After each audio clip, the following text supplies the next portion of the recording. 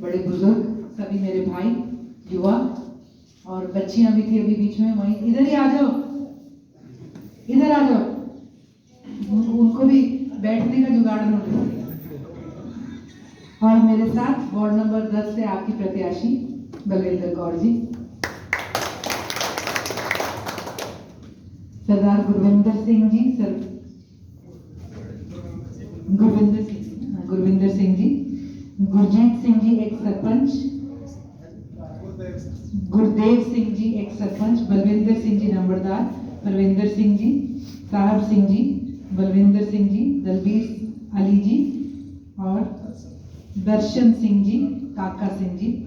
आज हमारे साथ यहाँ पर गुरप्रीत भाई भी उपस्थित हैं जो सरपंची का भी चुनाव, गुरप्रीत कौर जी, सिंह लिखा हुआ है। मैंने देखो सिक्की का ये तो फायदा है कि उन्होंने कहा था भी यूनिसेक्स है, हरिंदर सिंह मैरिज हरिंदर कौर। जब नैब कौर जी का ब्याह निर्मल सिंह जी से हुआ तो पढ़ने वाले ने उल्टा पढ़ दिया था, उसने कहा था निर्मल कौर मैरिज नैब सिंह। तो बैठ जाओ। आज गांव तेजा में वैसे तो मौसम चुनाव का एक बार फिर से है और आई थिंक आप सबका राजनीतिक और चुनावी एक्सपीरियंस शायद मेरी उम्र से भी ज्यादा होगा। 75 साल ये देश वोट करता है कहीं ना कहीं, और हमारी धारणा तो यही बन गई कि इसको दो या उसको, चूज कर लो भी ये खाएगा कि ये खाएगा, अब की बार ये खाएगा कि वो खाएगा, बदलता कुछ नहीं। ऐसे ही हालात थे कि 2014 में जब करप्शन के खिलाफ केजरीवाल जी अनशन पे बैठे तो सब बड़ी बड़ी पार्टियों ने खुला चैलेंज दिया था, ये धरने पे स्टेज पे बैठना बड़ा आसान है, अंदर आके दिखाओ ना। ये लोग बड़ा सोच समझ के झाड़ू का चुनाव लेके आए थे, गंदगी साफ करनी है। और उसके बाद जब ये आए, पूर्ण बहुमत नहीं थी, कांग्रेस सत्ता से निकली थी, कांग्रेस ने सोचा हमारी लड़ाई भाजपा से है, ये तो यूं ही मर जाएगी, इनको जिम्मेवारी दे दो, इनसे चलना है।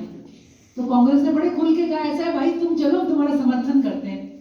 बस वो पहली और आखिरी बार था जो कांग्रेस ने समर्थन किया होगा, दोबारा गलती नहीं करी।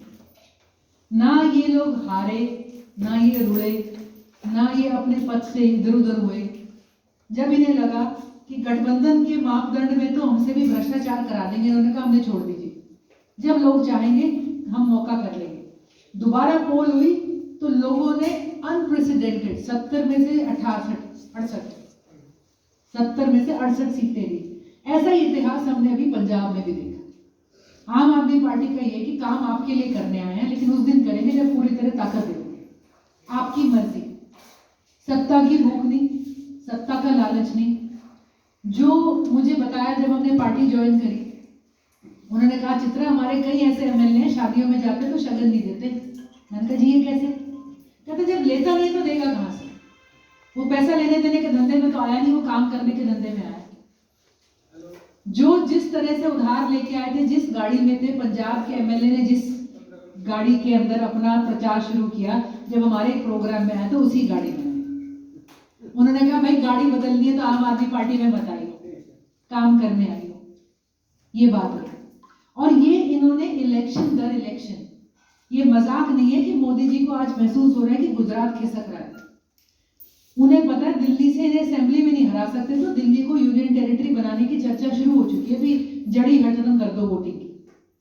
दिल्ली में एमसीडी में इन्हें हरा नहीं सकते, इसलिए गुजरात के चुनाव के साथ एमसीडी कराएंगे ताकि केजरीवाल जी दोनों जगह फंस जाए। गुजरात अलग करा रहे हैं, गुजरात के 2 टुकड़ों में करा रहे हैं, हिमाचल अलग करा रहे हैं। क्या हमारे चुनाव में और इलेक्शन कमीशन में इतना मादा नहीं कि 2 स्टेटों में इकट्ठे चुनाव करा के साइड में करें? ये सरपंची और जिला परिषद क्यों अलग किया? क्योंकि आम आदमी पार्टी ने कहा कि जो हमारे साथी जिला परिषद में खड़े होंगे हम उनको चुनाव छीन देंगे। इन्होंने कहा कि सरपंची के साथ वोटिंग डल गई तो सारी वोटें पड़ जाएंगी, जिला परिषद अलग, सरपंची अलग। लोग भी सोचेंगे 2 दिन लाइनों में कौन लगे, भी एक ही दिन करेंगे, सरपंच अपनी लाइन में खड़ा करवा लेगा, जिला परिषद में कोई वोटिंग न कर देगा। यहाँ तक की प्लानिंग ये पार्टी करके आई है। क्या जरूरत है? लोगों का भला करा होता तो लोग अपने आप ही ले आएंगे। और जो बात अभी गुरजिंदर जी ने कही, 3 चीजों पे काम करती है आम आदमी पार्टी, शिक्षा, स्वास्थ्य और रोजगार। हमारे यहाँ पे सरकारी स्कूल है गांव में। सरकारी स्कूल की जब मैं आपसे बात करूंगी तो आपने अपना सरकारी स्कूल माइंड में रखना, बच्चे भी 2014 में दिल्ली का सरकारी स्कूल बिल्कुल ऐसा था, इससे भी बदतर शायद। बिल्डिंग ऐसी, बाथरूम ऐसा, टीचर ऐसे, बच्चे ऐसे, रिजल्ट ऐसे। 2014 में पूरे देश ने भाजपा का बटन दबाया। अब भी पोस्टर लगे हुए हैं, होर्डिंग लगे हुए हैं। मैं हैरान मान जाती हूँ कि उनकी हिम्मत कैसे हो जाती है आने, और लोग कैसे फिर से भलेखा खा लेते हैं, क्योंकि वो वोट मांगेंगे जाति के नाम पे। इसको काट दो, उसको अलग कर दो, इसकी वोट बन रही है ये तोड़ दो, उसका कैंडिडेट एक्स्ट्रा खड़ा कर दो। हम कब चाहेंगे कि हमारी सरकार बने? दिल्ली में 2014 में जब इनको पूर्ण बहुमत मिली, इन्होंने अपना बजट शिक्षा का पूरा 1/4 कर दिया। 25% दिल्ली का बजट शिक्षा में डाल दिया। आते इन्होंने कहा कि हम अपने टीचरों को इंग्लैंड भेज रहे हैं, बच्चों को सिखाएंगे कि पढ़ाना कैसे। मेरे जैसा भी कहता था, कहाँ तक कर लोगे, सरकारी स्कूल के बच्चे से क्या निकाल लोगे, घर तो उसी गरीब हालात में जाएगा, माँ बाप को अंग्रेजी नहीं आती, कैसे कर लेगा।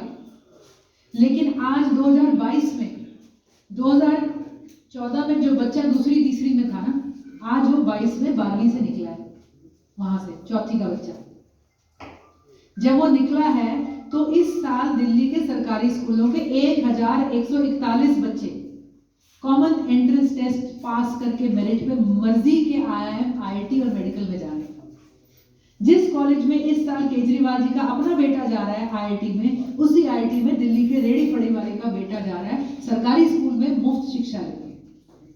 सरकार ने कहा कॉलेज स्कूल पूरा नहीं पढ़ता, ट्यूशन में लोग 2000 देते हैं स्कूल के, 4000 देते हैं ट्यूशन के। सरकार ने कहा ऐसा जी ट्यूशन सेंटर भी हम चला रहे हैं।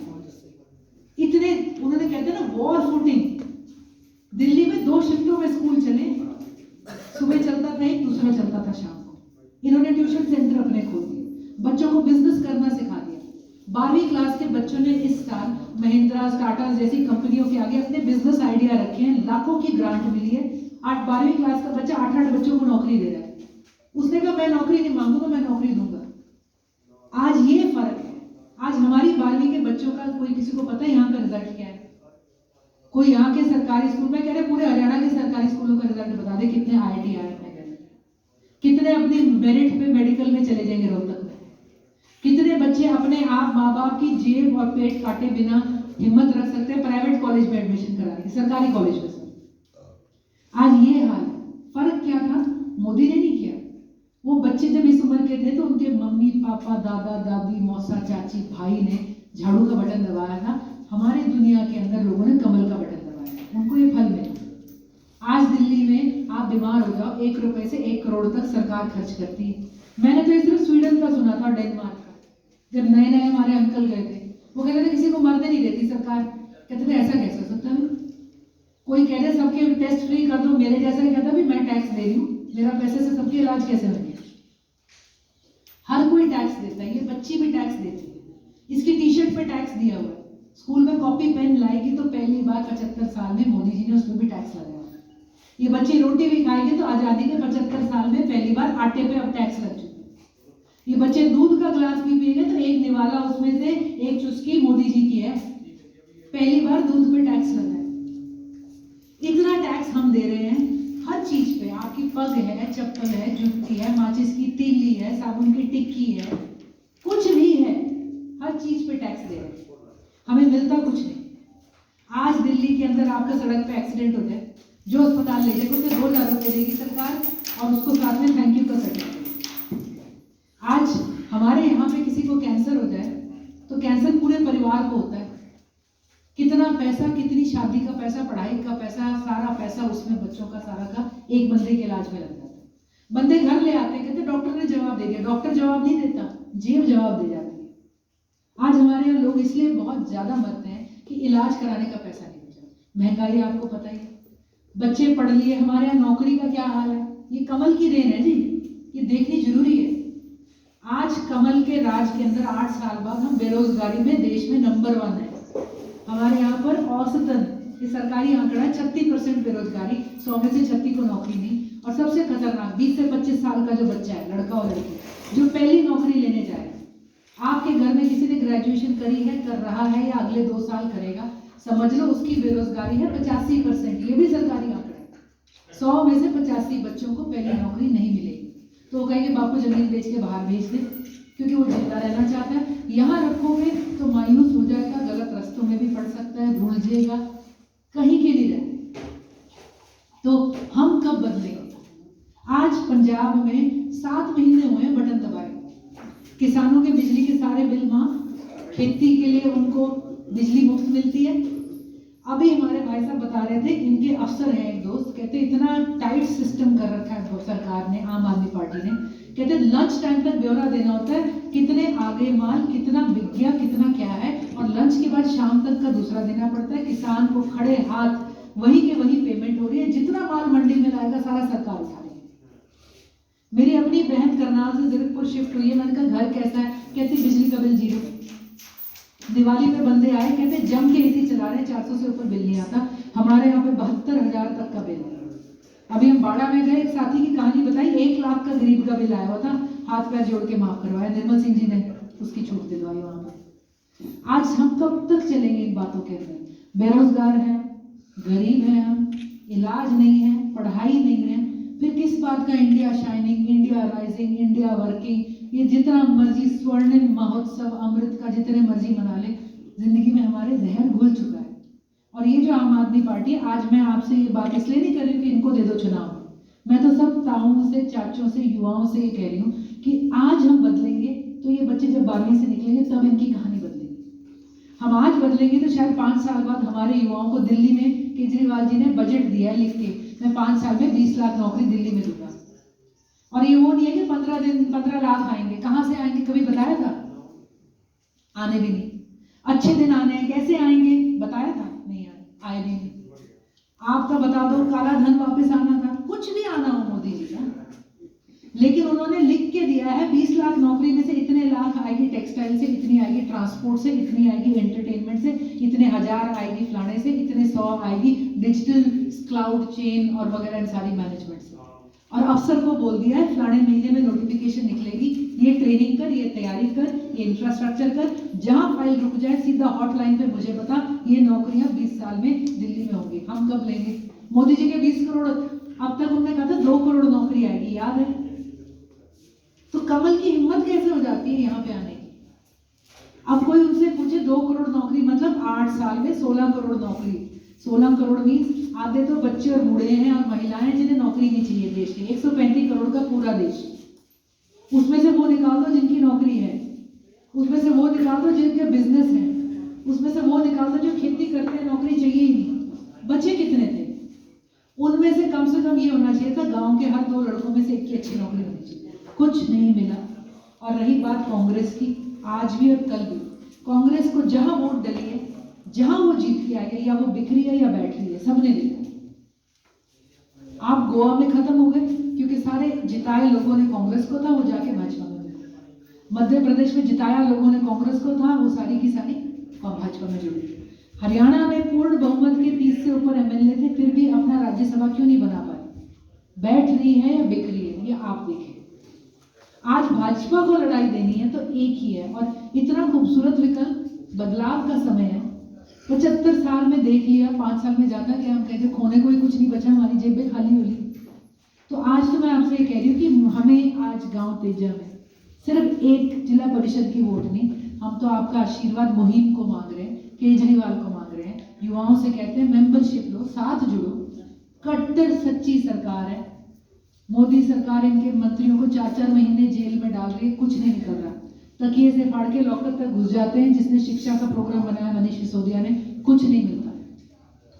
हमें इनको भी पहचानना है, और ये जो पौधा लगा है ये हमें हरियाणा में भी लगाना है, इसको ओट देनी है, इसको पानी देना है, ताकि आने वाले समय पे हमारे बच्चों को भी इसका फल और छाया मिले। तो आप सब यहाँ पे आए, बहुत बहुत धन्यवाद। आम आदमी पार्टी के वोट, और आगामी 2 साल में हम तो ये कह रहे हैं, इस सरकार ने हरियाणा में 106 सरकारी स्कूल बंद कर दिए।